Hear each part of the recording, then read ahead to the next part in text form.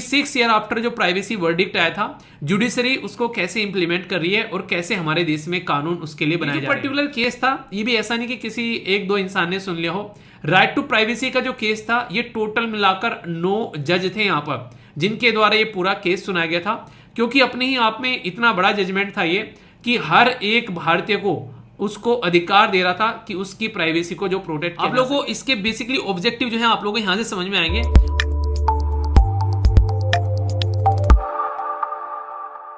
जो इंसान आप लोगों को पिक्चर में दिखाई दे रहे हैं, ये वो इंसान है जिनका हर एक भारतीय को शुक्रगुजार होना चाहिए। और हर एक भारतीय को नहीं, आने वाली हमारे देश की हर एक जनरेशन को इनका शुक्रगुजार होना चाहिए और शुक्रगुजार होगी भी। आखिर ऐसा क्या कर दिया इन्होंने कि हम तो शुक्रगुजार ही हैं और आने वाली जनरेशन भी शुक्रगुजार है। ऐसा क्या इतना बड़ा काम कर दिया इन्होंने? जी हाँ, इनका नाम है, नाम सुनते ही आप लोग पहचान जाएंगे वैसे, इनका नाम है के.एस. पुत्तास्वामी।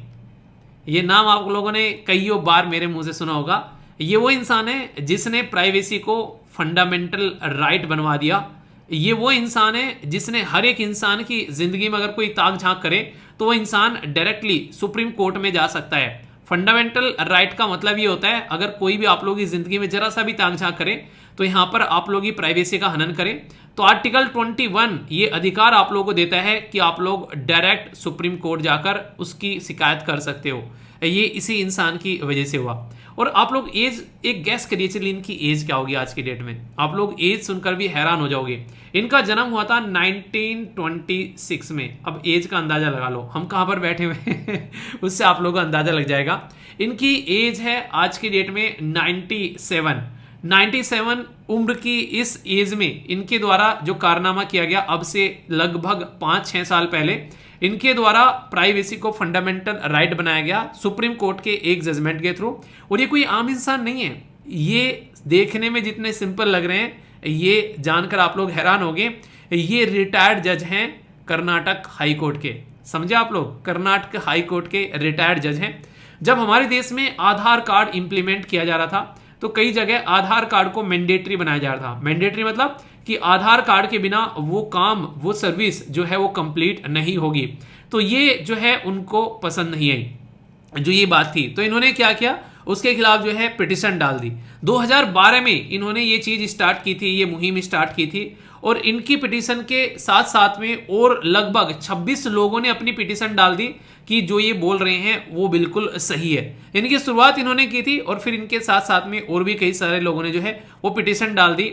और फिर यहीं से ये जब जजमेंट आया निकलकर 2017 में, लंबा एक काफी एक तरीके से आप लोग बोल सकते हैं यहाँ पर इनको जद्दोजहद करनी पड़ी। 2012 से लेकर 2017 तक का आप लोग टाइम ड्यूरेशन देख सकते हैं। और आज की डेट में यहां पर 6 साल कंप्लीट हो चुके हैं इस पर्टिकुलर जो सिस्टम को इंप्लीमेंट हुए। तो यहां से इसी के बारे में ये आर्टिकल आप लोगों को देखने को मिल रहा है कि 6 ईयर आफ्टर जो प्राइवेसी वर्डिक्ट आया था, जुडिशरी उसको कैसे इंप्लीमेंट कर रही है और कैसे हमारे देश में कानून उसके लिए बनाए जा रहे हैं। ये जो पर्टिकुलर केस था, ये भी ऐसा नहीं कि किसी एक दो इंसान ने सुन लिया हो। राइट टू प्राइवेसी का जो केस था, ये टोटल मिलाकर 9 जज थे यहाँ पर, जिनके द्वारा ये पूरा केस सुनाया गया था। क्योंकि अपने ही आप में इतना बड़ा जजमेंट था ये कि हर एक भारतीय को उसको अधिकार दे रहा था कि उसकी प्राइवेसी को जो प्रोटेक्ट किया जा सके। और ये किसके लिए, एक छोटा सा बच्चा भी अगर आज पैदा हुआ है ना, उसकी भी प्राइवेसी आप लोगों को देखने को मिलेगी। यानी कि हर एक इंसान को प्राइवेसी फंडामेंटल राइट बना दिया इस पर्टिकुलर जजमेंट के बाद में। आप लोगों को इसके बेसिकली ऑब्जेक्टिव जो है आप लोगों को यहां से समझ में आएंगे। और ये पर्टिकुलर जो कानून है, इसका जिस्ट आप लोगों को समझ में आएगा कि ये कितना ज्यादा इंपॉर्टेंट था यार। आप लोग ध्यान से सुनना, अभी आप लोग समझ जाओगे। यहां पर प्राइवेसी, इससे पहले आप लोग पहले बोलते थे कि अच्छा हम लोग बाथरूम में हैं, हम लोग एक तरीके से हमारे बदन पर कपड़े नहीं हैं या किसी ऐसे स्पेस में है, उसको हम लोग प्राइवेसी बोला करते थे। कहीं वॉशरूम में है, कहीं बाथरूम में है, ये सब प्राइवेसी थी। पर इस पर्टिकुलर कानून ने आप लोगों की प्राइवेसी जो है वो पब्लिक स्पेस में भी ला दी। यानी कि पब्लिक स्पेस में भी आप लोगों की जिंदगी में कोई इंटरफेयर नहीं करेगा। यानी कि प्राइवेसी का जो एरिया था वो इतना ब्रॉड कर दिया कि अब हर एक इंसान जो है वो अपनी लाइफ अपने हिसाब से एंजॉय कर सकता है। यानी कि अगर कोई भी आप लोगों के इस अधिकार का हनन करता है तो संविधान में आप लोगों को पता है आर्टिकल 32, ये बेसिकली जिसको भीमराव अंबेडकर जी ने heart and soul of the constitution बोला था, ये आप लोग इसका सहारा लेके डायरेक्ट कोर्ट मूव कर सकते हैं कि हमारे साथ में ये गड़बड़ हुई है और इसको थोड़ा सा देखिए, और सुप्रीम कोर्ट जो है फिर उस पर शानदार जजमेंट देगा। पर्सनल इंफॉर्मेशन को प्रोटेक्ट किया गया। यहां पर एक तरीके से आप लोग बोल सकते हैं कि कोई भी आप लोग की पर्सनल इंफॉर्मेशन जो है वो अगर आप लोग ही दे रहे हो तो सही है, आप लोग की पर्सनल इंफॉर्मेशन अपने हिसाब से नहीं ले सकता। तो पर्सनल इंफॉर्मेशन को प्रोटेक्ट करने की बात की गई यहां पर बेसिकली इसी पर्टिकुलर कानून के तहत। इसी में यहां पर यह भी देखा गया कि जो राइट ऑफ इंडिविजुअल है, ठीक है, तो उसका इंडिविजुअल का राइट है यहां पर, एक तरीके से आप लोग ऐसा बोल सकते हैं। और सबसे इंपॉर्टेंट बात क्या थी यहां पर, आप लोगों को कोई भी डेटा है, इवन यहां पर चाहे स्टेट भी है और चाहे कोई प्राइवेट प्लेयर है, यानी कि दोनों बेसिकली किसी भी तरीके से, चाहे यहां पर टेक्नोलॉजी या फिर किसी भी और तरीके से एक उसका आप लोगों के जो डेटा का कोई हनन नहीं कर सकता। आप लोगों की प्राइवेसी जो है वहां पर मेंटेन रखनी है और प्राइवेसी को एक इंट्रिंसिक पार्ट बना दिया। इसको कहते हैं बेसिकली जैसे इंसान जो पैदा हुआ है ना, बिल्कुल बिल्कुल बेसिक उसकी जिंदगी जो है उसमें उसकी पर्सनल लाइफ और लिबर्टी है, और आर्टिकल 21 यहां पर इसी के बारे में बात करता है। तो यही चीज जो है इसने दुनिया के सामने खोलकर रख दी। राइट टू प्राइवेसी जो है वो फंडामेंटल राइट और प्रोटेक्ट करता है दोनों के खिलाफ, चाहे कोई स्टेट हो चाहे कोई नॉन स्टेट, यानी कि चाहे कोई आप लोग बोल सकते हैं कोई सरकारी एक तरीके से कंपनी या फिर कोई सिस्टम या फिर कोई सरकारी या फिर नॉन सरकारी भी हो, तो यहां पर आप लोगों को प्रोटेक्शन प्रोवाइड कराई जाएगी। आप लोगों की प्राइवेसी को कोई भी इंटरफेयर नहीं करेगा। सेंटर जो है, सेंटर की अगर बात करें, इनकी जो सरकार है, centre asked to put into the place a robust regime for the data protection, यानी कि जैसे ही ये यहां पर सिस्टम इंप्लीमेंट किया गया, तुरंत कोर्ट ने सेंट्रल गवर्नमेंट को यहां पर डायरेक्शन दी कि एक प्रॉपर डेटा प्रोटेक्शन का कानून देश के अंदर में आना चाहिए ताकि इंडिविजुअल पर्सन की डेटा को यहां पर प्रोटेक्ट किया जा सके। और इसी के चलते आधार जो यहां पर व्हाट्सएप प्राइवेसी और ये सारे जो यहां पर गे राइट्स थे वो भी सारे पब्लिक में आ गए, क्योंकि उस टाइम पर ये भी कई सारे केस चल रहे थे। तो यहां पर इनकी भी सुनवाई जो है अब उसको एक डायरेक्शन मिल गई जैसे ही ये केस आया। यानी कि ये कहते हैं कि एक तरीके से कास्केडिंग इफेक्ट, यानी कि एक अगर बहुत सारी साइकिल अगर लाइन में खड़ी है, एक साइकिल को धक्का दो तो सारी साइकिल गिरना स्टार्ट हो जाएगी। तो बिल्कुल ऐसे ही है, जैसे ये केस आया इससे और कई सारे पत्ते खुलने स्टार्ट हो गए। यूथेनेसिया, यूथेनेसिया क्या होता है? किसी इंसान की इच्छा मृत्यु आप लोग बोल सकते हैं। तो यहां पर इंडिविजुअल का राइट दे दिया कि refuse life prolong medical treatment, और यहां पर टर्मिनेट कर सकता है अपनी लाइफ अगर वहां पर वो ऐसे जोन में है जहां पर बेसिकली वो वापस नहीं आ सकता है। तो राइट टू प्राइवेसी को यहां पर भी इंप्लीमेंट किया गया। और इवन सबसे इंपॉर्टेंट जो यहां पर मुझे देखने को मिलता है वो ये लास्ट वाला, अगर कोई वुमेन अगर किसी बच्चे को जन्म देना चाहती है या फिर जन्म नहीं देना चाहती है, ये उसकी चॉइस है, क्योंकि बच्चा जो है वो इसके पेट में है। तो यहां पर भी ये भी राइट टू प्राइवेसी के अंडर में ला दिया। और आज की डेट में तो अगर कोई आप लोग अपनी शादी करना चाहते हैं, इंडिविजुअल पर्सन की चॉइस है, ये भी राइट टू प्राइवेसी के अंडर में आप लोगों को देखने को मिलेगी। यानी कि इस पर्टिकुलर जजमेंट के बाद में राइट टू प्राइवेसी का दायरा इतना बड़ा बढ़ा दिया कि आज की डेट में हम लोग अपनी लाइफ को एंजॉय कर पाते हैं। आज की डेट में हमारे जो चीफ जस्टिस ऑफ इंडिया हैं डीवाई चंद्रचूड़ साहब जो हैं वो भी यहां पर इसका पार्ट थे, आप लोग ये देख सकते हैं। यानी कहने का मतलब यहां पर ये है कि बहुत ही इंपॉर्टेंट जो जज थे जिनके द्वारा यहां पर ये जजमेंट दिया गया। और इसीलिए आज की डेट में हमारे संविधान के अंदर में जब हम लोग राइट टू प्राइवेसी के बारे में बात करते हैं, आर्टिकल 21 से हम लोग उसको एंजॉय कर पाते हैं। और ये सारी की सारी चीजें जो हैं वो हमारे बीच में आज की डेट में देखने को मिलती है, वो जस्ट इन इंसान की वजह से जिनके द्वारा यहां पर ऐसा कुछ स्टेप उठाया गया, वरना ये सारी चीजें पॉसिबल नहीं हो पाती। तो एक इसी तरीके से मैंने बोला था कि हर एक आज की डेट में भारतीय जो है वो इनका एहसान मंद है। जैसे ही हम लोग आगे बढ़े और राइट टू प्राइवेसी को फंडामेंटल राइट बनाया गया, उसके बाद में सबसे ज्यादा जो शोर मचाने वाला केस निकल कर आया 2017 के बाद में, ये था नवतेज सिंह जौहर वर्सेस यूनियन ऑफ इंडिया का केस। नवतेज सिंह जौहर साहब जो है ये एक संगीत नाटक अकेडमी अवार्ड विनिंग भारतीय नाट्यम एक एक्सपोनेंट थे यहाँ पर, ये जो कि एलजीबीटी कम्युनिटी के लिए एक एक्टिविस्ट का भी काम किया करते थे।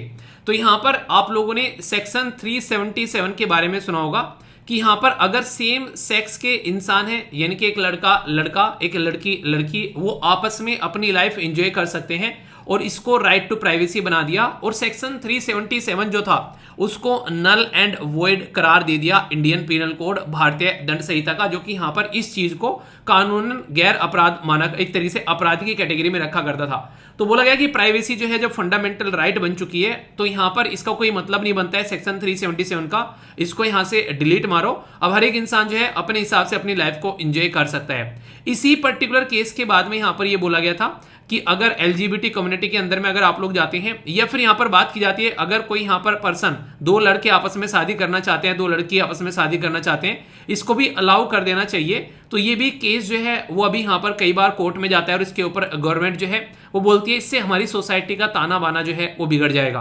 आप लोग की क्या राय है, ऐसा कुछ अलाउ करना चाहिए या फिर नहीं? इसमें आप लोग क्या समझते हैं बताइएगा जरूर। Right of the adult to marry, यानी कि अगर आप लोग किसी इंसान से शादी करना चाहते हैं तो ये आप लोग की चॉइस होनी चाहिए कि आप लोगों को शादी करना है, किस कास्ट में करना है, किस रिलीजन में करना है। ये राइट टू ऑटोनॉमी और सेल्फ रिकग्निशन के अंदर में आता है। तो इसको भी राइट टू प्राइवेसी के अंडर में डाला गया कि ये इंसान की इंडिविजुअल लाइफ है, उसको खुद से डिसीजन लेने दो। Joseph Shine versus Union of India का केस था 2018 का। ये काफी एक डिफरेंट तरीके का केस था। यहाँ पर इससे पहले जो एडल्ट्री था वो एक तरीके से क्रिमिनल कैटेगरी में आता था।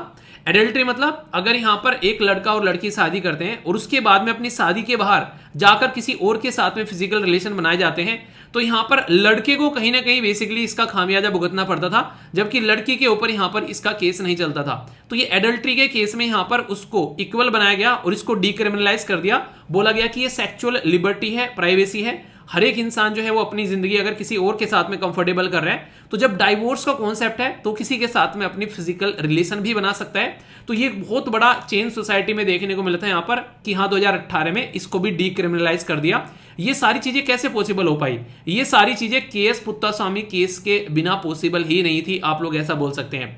Common cause versus Union of India का केस, ये काफी एक डिफरेंट तरीके का केस था, जिसमें कोई इंडिविजुअल इंसान अगर अपनी लाइफ देना चाहता है, मतलब अपनी लाइफ एंड करना चाहता है। आप बोलोगे सर लाइफ एंड क्यों करनी है? आप लोग सोचो कोई इंसान जो है वो 20 साल से एक लाइफ सपोर्ट सिस्टम के ऊपर जिंदा है यहाँ पर, ठीक है, वेंटिलेटर पर बेसिकली पड़ा हुआ है। तो वो इंसान जो है क्या जरूरी है उसको उसी तरीके की लाइफ जीना? वो उससे बेसिकली परेशान हो चुका है, वो अपनी लाइफ को खत्म करना चाहता है। तो बोला गया कि इसी के अंदर में एंड ऑफ लाइफ केयर, इसी के साथ में यहाँ पर right to die with dignity, तो इसके अंदर में इसको आगे लेकर चलने की कोशिश की गई।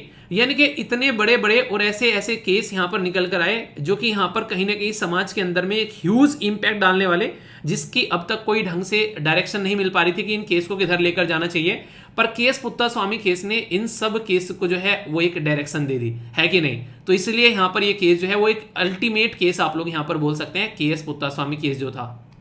इसी पर्टिकुलर केस के बाद में एक बहुत बड़ा डेवलपमेंट हुआ देश के अंदर में, डेटा पर्सनल प्रोटेक्शन बिल लेकर आया गया यहाँ पर, जिसमें यहाँ पर डिजिटल पर्सनल डेटा को प्रोटेक्ट करने की बात की गई। इससे पहले बीएन श्री कृष्णा कमेटी जो है वो सेट की गई। तो एक कमेटी का नाम आप लोग जरूर याद रखिएगा, ये थी बीएन श्री कृष्णा कमेटी, ठीक है। तो ये याद रख लेना किशन भगवान जो है वो आपके डेटा को प्रोटेक्ट करने के लिए आ गए। इसमें डिफाइन किया गया कई सारे जो कॉन्सेप्ट थे ताकि चीजों को इजी बनाया जा सके। सबसे पहले तो यहाँ पर डेटा प्रिंसिपल और डेटा फिड्यूसरी के बारे में बात की गई। डेटा प्रिंसिपल यानी कि जिसका डेटा कलेक्ट किया जा रहा है, यानी कि जैसे मान लीजिए आपका डेटा कोई कलेक्ट कर रहा है तो ये आपसे परमिशन लेनी यहां पर जरूरी है क्योंकि आपका डेटा है। डेटा फिड्यूसरी कौन है? जो कि कोई कंपनी हो सकती है, कोई फर्म, कोई इंडिविजुअल, कोई स्टेट हो सकता है जो कि आपका डेटा जो है जो प्रोसेसिंग कर रहा है। तो यहां पर इन दोनों को बाकायदा डिफाइन किया गया और कितनी रिस्ट्रिक्शन रहेगी यहां पर डेटा फिड्यूसरी के ऊपर ताकि वो आप लोगों का डेटा आपकी परमिशन के बगैर न ले, और अगर ले भी लिया है तो उसको कब तक रखना है ये यहां पर कंफर्म होना चाहिए, उसके बाद में वो डिलीट हो जाना चाहिए। इसी के बाद में यहां पर राइट टू इंफॉर्मेशन की बात आई निकलकर कि एक इंसान जो है वो अपनी चॉइस कब चूज कर पाएगा, जब उसके पास में इंफॉर्मेशन होगी। तो हमारे देश के अंदर में जितने पॉलिटिशियन हैं उनके चलते यहाँ पर वो अपना डेटा नहीं बताते थे कि हाँ वो बेसिकली इलेक्शन तो लड़ना चाहते हैं, पर लेकिन कितने केसेस चल रहे हैं, कितनी उनके ऊपर आज के डेट में जो है उनके पास में संपत्ति है, क्या क्या उन्होंने हरकतें कर रखी है, उनकी क्वालिफिकेशन क्या है, वो पब्लिक में आना जरूरी है। तो ये इन्फॉर्मेशन की बात की गई। राइट टू इन्फॉर्मेशन एक्ट तो आप लोगों को पहले से देश में देखने को मिलता ही है। सबसे बड़ी बात थी राइट टू कंसेंट की बात की गई। जब तक एक इंसान जो है वो अपनी परमिशन न दे दे तब तक आप लोग उसकी चीजें जो है वो इकट्ठा नहीं कर सकते। और ये था राइट टू इरेज। ये काफी ज्यादा खतरनाक और बहुत ज्यादा न्यूज में रहा। आप लोगों को याद होगा कई सारे ऐसे केसेस निकल कर आते हैं समाज में। मान लीजिए एक कोई पर्सन है, एक एक्टर थे, उनका नाम याद नहीं आ रहा मुझे, उन्होंने रोड पर दारू पीकर चल रहे थे तो उसकी वजह से यहाँ पर एक उनका छोटा सा एक्सीडेंट हुआ और उसने काफी सारी बदतमीजी की उस टाइम पर वो शराब के नशे में था। तो शराब के नशे में था तो वहां पर फिर उसके बाद में उसको जेल हो गई और वो अपनी जेल की सजा काट के आया, लगभग 2 या 3 साल जितने भी काटी। उसके बाद में जब बाहर आया तो बाहर देखा उसकी इमेज जो है वो इतनी गंदी हो चुकी थी जिसकी कुछ हद नहीं है। कोई भी उसको ढंग से ट्रीट करने के लिए तैयार नहीं था। उसकी शादी भी नहीं हुई थी तो उसकी शादी भी नहीं हो रही थी, कोई भी आ रहा था देख रहा था तो चला जा रहा था कि ये तो वही इंसान है जो वायरल हुआ था, क्योंकि उसकी वो वीडियो वायरल हो गई थी। तो वो कोर्ट में गया और कोर्ट में जाके बोला कि मैंने जो गलती की थी उस गलती की सजा मुझे ऑलरेडी मिल गई है, और जब मुझे गलती की सजा मिल गई है तो उसका खामियाजा अब मैं फिर भी क्यों भुगत रहा हूं। तो मैं चाहता हूं कि मेरा जो भी डेटा ऑनलाइन पड़ा हुआ है, जो भी वीडियो ऑनलाइन पड़ी हुई है, जिसको आज की डेट में कोई भी देखता है और यहां पर बेसिकली बोलता है तो वही इंसान है, वो सारा इरेज कर दे जाए। यानी कि मेरी कोई भी गलत इंफॉर्मेशन जो है वो अब अवेलेबल नहीं होनी चाहिए। क्यों? क्योंकि मैंने जो गलती की थी मैं उसकी सजा पा चुका हूं। तो ये बहुत बड़ा यहां पर डिस्कशन हुआ और यहां पर राइट टू इरेज भी इसी कैटेगरी में फिर यहां पर डाला गया। राइट टू नॉमिनेट भी यहां पर आया कि आप लोग नॉमिनेट कर सकते हैं, तो ये भी यहां पर फंडा निकल कर आया। तो डेटा प्रोटेक्शन जो है यहां पर, ये एक डेटा प्रोटेक्शन बोर्ड जो यहां पर इस पर्टिकुलर सिस्टम को कैसे इन्फोर्स करना है इस बिल के बारे में ये सारी बात की गई। तो ये पॉसिबल ही नहीं था अगर राइट टू प्राइवेसी को फंडामेंटल राइट न बनाया गया होता 2017 में। तो ये सारी बातें जो हम लोग सुन पा रहे हैं ये सारी बातें सुनने को नहीं मिलती। इसके लिए जो बिल प्रेजेंट किया गया उसमें कई सारी बातें सामने निकल कर आई थी कि क्रॉस बॉर्डर एक देश से दूसरे देश में अगर किसी का डेटा जाना है तो कुछ नोटिफाइड कंट्री के पास में ही जाएगा, यानी कि हर एक कंट्री के पास में यहां पर डेटा जाएगा। उस पर रिस्ट्रिक्शन लगाने की बात की गई। डेटा फिडिसरी जो डेटा इकट्ठा करती है अगर वो कुछ गलत काम करती है, डेटा का ब्रीच करती है, तो 50 करोड़ से लेके 500 करोड़ तक का यहां पर उसके ऊपर पेनल्टी लगाई जा सकती है। अगर आप लोग अपना डेटा गलत देते हैं तो आपके ऊपर ही पेनल्टी लग सकती है। यानी कि जो ऑनलाइन सर्विस आप लोग ले रहे हैं उसके लिए अगर आप लोग डेटा गलत दे रहे हैं तो ये भी एक गलत काम होगा यहाँ पर। इसी के साथ में सेंट्रल गवर्नमेंट जो है यहाँ पर देश की सिक्योरिटी के नाम पर, इसी के साथ में स्टेट की सिक्योरिटी के नाम पर, फ्रेंडली नेशन के साथ में अपने रिलेशन बनाने के नाम पर, लॉ एंड ऑर्डर के नाम पर यहाँ पर ये इस पर्टिकुलर प्राइवेसी वाली बात है इसको साइड में कर सकती है जब यहाँ पर देश की सिक्योरिटी के बारे में बात की जाए। तो यानी कहने का मतलब यहाँ पर ये कि कुछ छूट भी यहाँ पर देने की बात यहाँ पर की गई थी इस पर्टिकुलर बिल के अंदर में। अभी ये जो बिल है ये लेटेस्ट फॉर्म में यहाँ पर प्रस्तुत किया गया था। आप लोगों को पता है 2023 में यहाँ पर लेटेस्ट बिल जो है वो प्रस्तुत किया गया था इसी चीज को और पुख्ता बनाने के बाद में यहाँ पर बेसिकली, और यहाँ पर ये केस पुत्तास्वामी केस के कारण यहाँ पर ये फिर से पब्लिक में आप लोगों को चीजें देखने को मिली। ये पर्टिकुलर जो केस है इतना इंपॉर्टेंट था कि तुरंत 2017 में यूपीएससी ने यहाँ पर आप लोग देखते हैं कि मेंस के अंदर में भी क्वेश्चन पूछ लिया कि examine the scope of fundamental right, ये यहां पर in the light of the latest judgment of the Supreme Court right to privacy.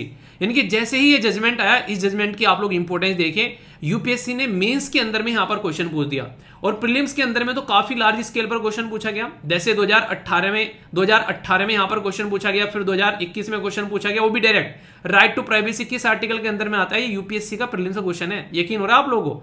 ऐसे ऐसे क्वेश्चन पूछे गए यहां पर आर्टिकल 21 डायरेक्ट क्वेश्चन बिल्कुल। यहां पर देखिए 2018 में हालांकि थोड़ा सा डिफरेंट पूछा था, 2021 में तो मस्त आ गया बिल्कुल यूपीएससी। मुझे लग रहा थोड़ा सा टफ पूछना चाहिए था।